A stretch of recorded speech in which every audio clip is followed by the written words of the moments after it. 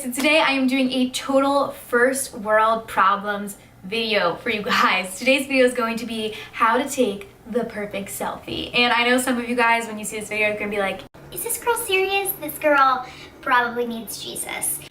but you guys would literally be shocked to know the amount of you guys have actually requested this video and like asked me how to take good selfies and like all this stuff. Like I get so many questions about this, most specifically on my Instagram.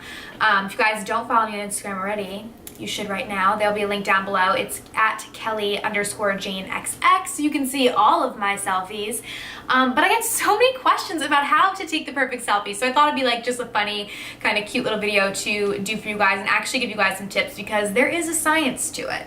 There really is. You know, there's a science to good Instagram pictures. There's a science to good selfies. Like, there is, and I will be your teacher.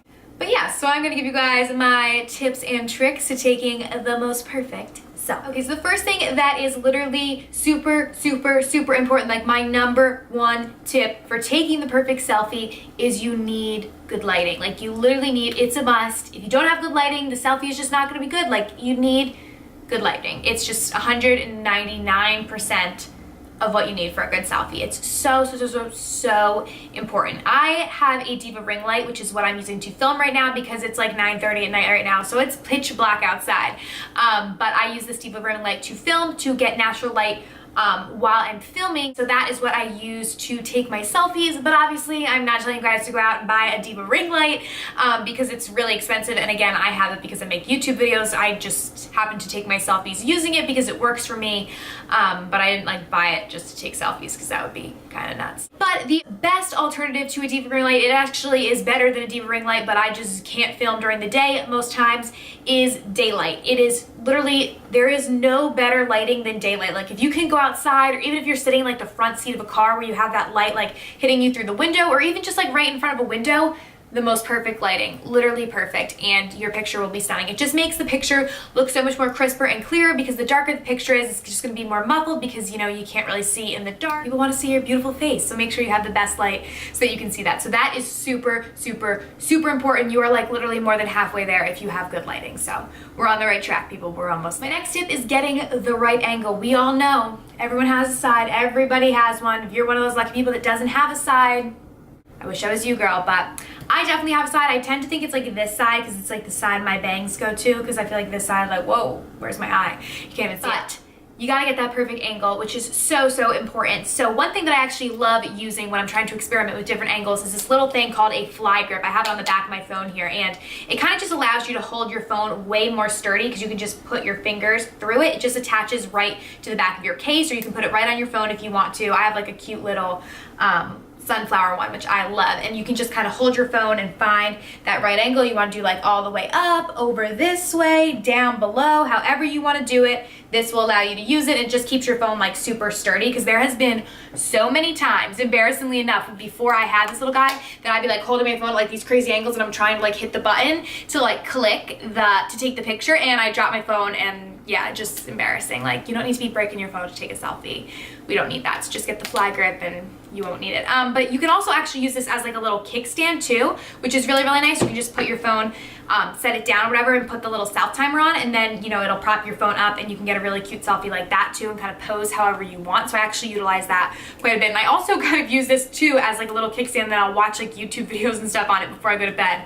I actually use this thing a lot more than I realized. It's just like very convenient, even if I'm like out shopping, whatever. Like it just helps to hold your phone. So I actually really like this thing. I also have this one too, which is like a, I don't know, snake skin print, which I like this one as well.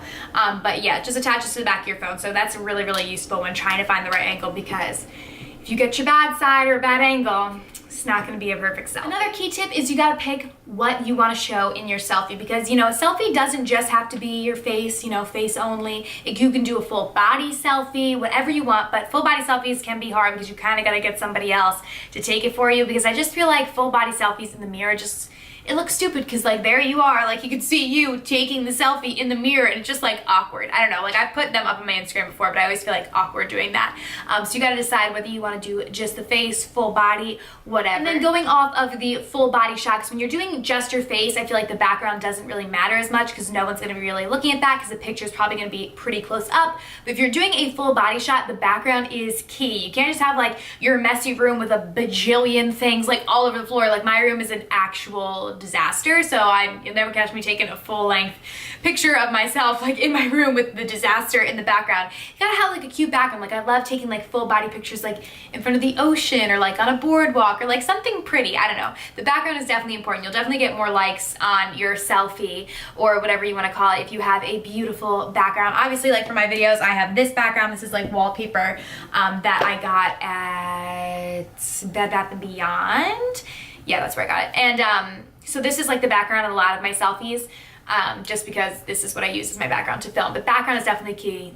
Nobody wants to see a big mess from your room and all your clothes laying all over the floor. Also, another thing that I have recently discovered, which is kind of annoying because I don't even really utilize this tip myself, even though I should, but if you're using your phone, most specifically your iPhone, because that's what I have to take your selfies, you can use the front camera where you can see the screen and like what your selfie looks like, or you can use the back camera and you kind of just can't see what it looks like and you're kind of like, you know, you don't know until you turn it around after you see the picture.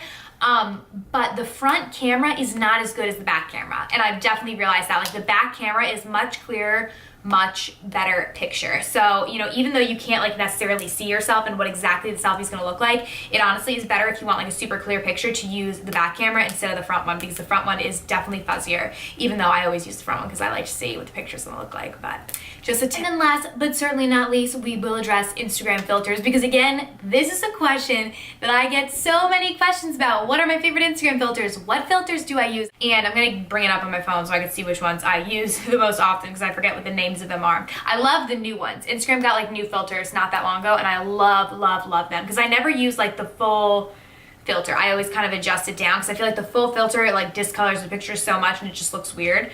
So I like to like adjust it down, but I like Slumber. I use that a lot. And again, all of these are like adjusted like probably less than halfway because I feel like the full ones are just bam. So I like Slumber a lot. Crema I use from time to time. Aiden. And then those are like the new ones. And then the only other of like the original ones that I actually like are Valencia, XX Pro, and Lo-Fi. Those are like my most used filters. Again, total first world. Some of you guys are gonna be like, this video. But like I said, y'all requested it, so just giving the people want. But yeah, so those are a few of my pro tips on taking a perfect selfie. Be sure to follow me on Instagram so you guys can see all of my selfies and everything about my life, and subscribe to my channel and give this video a thumbs up if you did enjoy, and I will see you guys in my next video. Bye!